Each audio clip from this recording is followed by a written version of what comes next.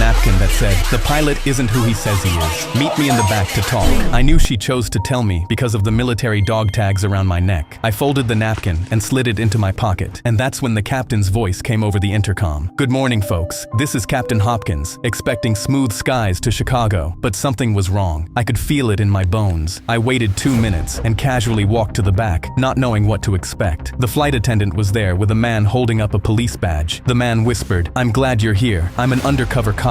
I knew something was wrong straight away. The flight attendant whispered, "I've flown with Captain Hopkins for 6 years. I don't exactly know what's wrong, but I know that's not Hopkins, and we're flying the wrong way." She showed me the flight map of where we were heading. The plane is heading toward an abandoned airport. I leaned over the map. My body was pumping with adrenaline because it was the perfect place to crash a plane. There's an empty space above the pilot's room. I can climb up and listen to what the pilot and co-pilot are planning through the ceiling. "Take my number. If you can tell there's something fishy going on, text me one word, now." That's the signal to move. And to distract everyone while I climbed above the ceiling, the flight attendant made an announcement on the speakers to tell everyone to keep their seatbelts on. Through the cracks, I could hear 2 men in the pilot's room talking. 15 years ago today, our brother died because of Captain Hopkins. Now we get to crash his plane with him tied up on it while we impersonate him. I texted the undercover cop. Now, the cart slammed into the pilot's room door, and the cop kicked it open. I dropped through the ceiling and tackled the fake pilot out of his seat. The cop pinned the co-pilot to the floor. The flight attendant grabbed the radio. "Mayday, our pilot is gone. We need help landing right now." She looked at me. "Find Hopkins, the actual pilot. He has to be on this plane somewhere." I sprinted to the back of the plane, checking every door. I yanked open the closet next to the bathrooms, and Captain Hopkins was inside with his hands tied and tape across his mouth. I ripped the tape off. "Get me to the controls." He ran to the front and dropped into the pilot's chair. He grabbed the wheel. "Tower, this is the real Captain Hopkins. I'm landing this plane." When we finally landed, the cops dragged the brothers off in handcuffs. The flight attendant came up to me in the aisle. I pulled the napkin out of my pocket and held it up. "You saved 200 lives with this." She smiled.